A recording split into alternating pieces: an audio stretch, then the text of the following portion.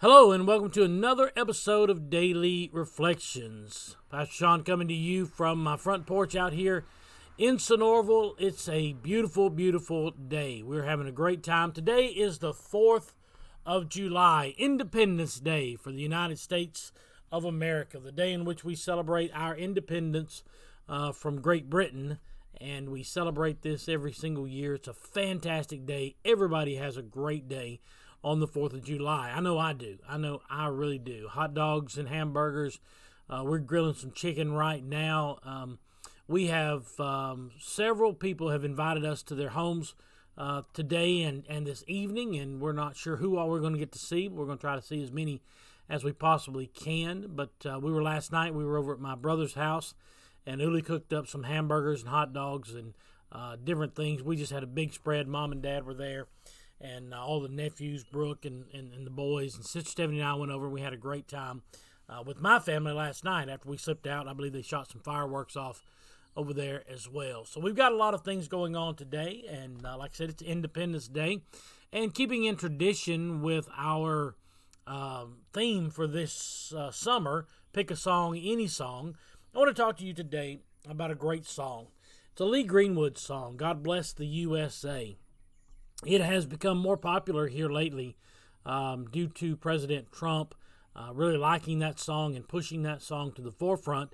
But it says, in the opening line says, if tomorrow all the things were gone I'd worked for all my life, and I had to start again with just my family and my wife.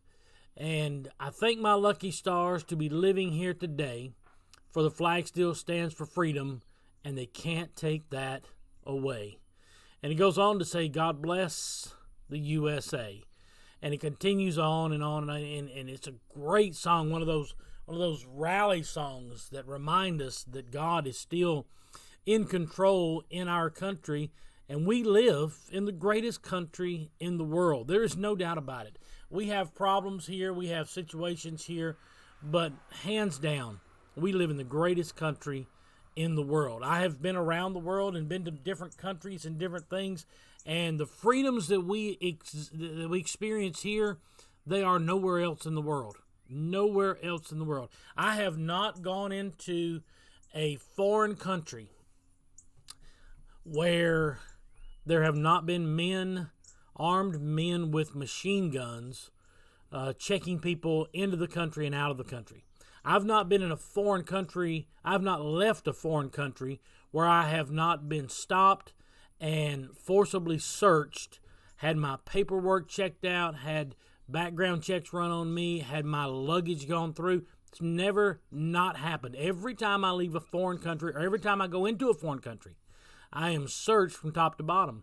And yet in the United States, we can travel anywhere in our country and feel at peace, feel at ease.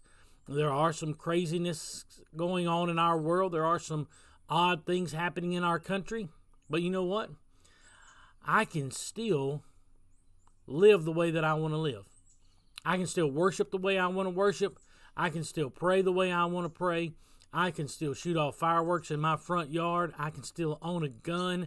I can still go into the woods and shoot a turkey and put it on my table for Thanksgiving. Okay?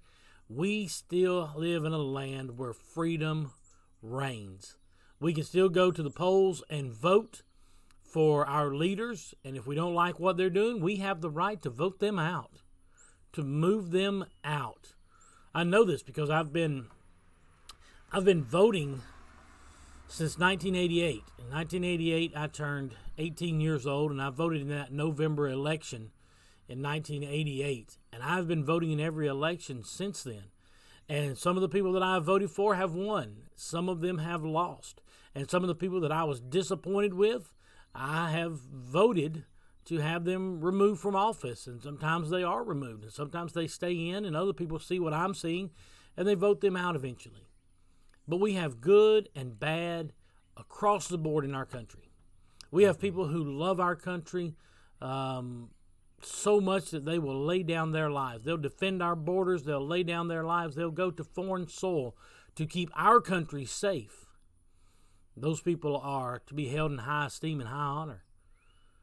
But the most important thing that we have in the United States is we have the right to worship as we like. If I want to go to church every Sunday, I have that right. If I don't want to go to church, I have that right too. If I want to stand on a street corner and preach the gospel, I can do that. If I want to sit on my front porch and tell my grandchildren great stories from the Bible, I can do that without fear of tyranny, without fear of reproach, without fear of somebody handcuffing me and taking me to prison. Because we live in the United States of America. We live in the United States of America, the greatest country this world has ever known. So today, here's my encouragement to you. The Bible tells us to pray for those who have authority over us. So today, while you're blessing your hamburgers and hot dogs, take a moment to thank God for the President of the United States. Take a moment to thank God for the Vice President of the United States. I watched a video the other day on Facebook as Mike Pence, our Vice President, shared his story of salvation. With tears rolling down my eyes, I thanked God for men and women in our leadership who still fear God, who still love Christ, who still want to see peace in Jerusalem, those who still fight for our American inalienable rights for life, liberty, and the pursuit of happiness. So many times we forget to pray for those who are in authority, but please, let's pray for our president and our vice president. Let's pray for those members of the Senate and the Congress. Some of them we don't agree with, but we still need to pray for them. For our governor and our lieutenant governor here in the state of Georgia. For our local city councilmen and our county commissioners. We need to pray for all of these people because we need God to intervene in their lives so that as they intervene in our lives, God can be seen in everything.